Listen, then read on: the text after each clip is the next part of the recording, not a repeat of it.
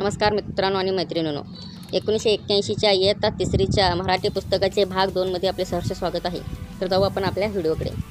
2 मायेचे पाखर. कर्मवीर भाऊराव पाटील यांच्याबद्दल मला अत्यंत आदर. एकदा मी पुण्यात जाताना वाटेत साताऱ्यात थांबलो. भाऊरावांना भेटावे म्हणून त्यांच्याकडे गेलो. भाऊरावांना भेटलो.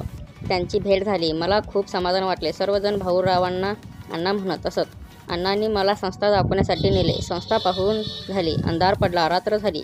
सर्व काही झालं. आता इथेच मुक्काम करा. अण्णांनी मला आग्रह केला. अण्णांचा आग्रह तो नाही कसे म्हणायचे. राहिलो झाले तेथे.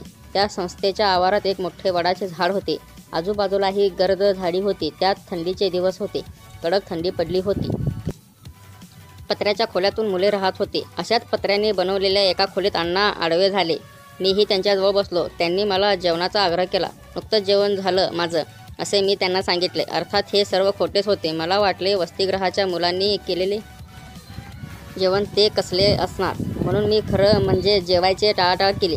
मुलांची जेवणे झाली, प्रार्थना झाली आणि ती सर्व झोपी गेली. माझ्या पोटात मात्र कावळे ओरडत होते. मग मला झोप कशी येणार.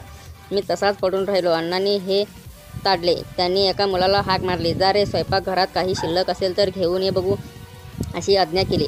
मुलगा धावत स्वयंपाकघरात गेला. पिठले, भाकरी, कांदा, तेल एका ताटात घालून आणला. मी अशा अधाशासारखा त्यावर तुटून पडलो. पंचपक्वान्नांपेक्षाही ते मला रुचकर वाटू लागले. मग काय, बिछाण्यावर पडल्या डोळा लागला. मध्यरात्री उलटून गेली. कशाची तरी चाहूल लागून मला जाग आली. 2च्या सुमार असावा. अण्णा उठले. त्यांनी कंदील हातात घेतला. प्रत्येक मुलगा झोप लागली की नाही, त्याच्या अंगावर पांघरून आहे की नाही हे ते पाहू लागले.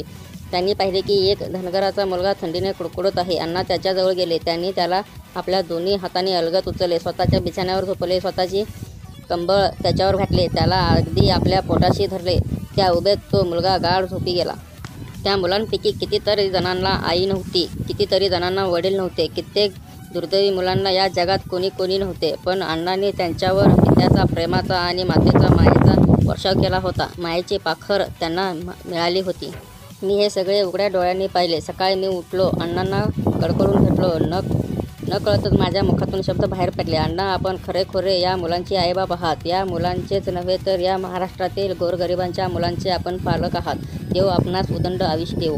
मित्रांनो आणि मैत्रिणींनो, असेच लहानपणीच्या आठवणी ताज्या करायच्या असतील तर माझ्या चॅनलला सबस्क्राईब करायला विसरू नका. धन्यवाद.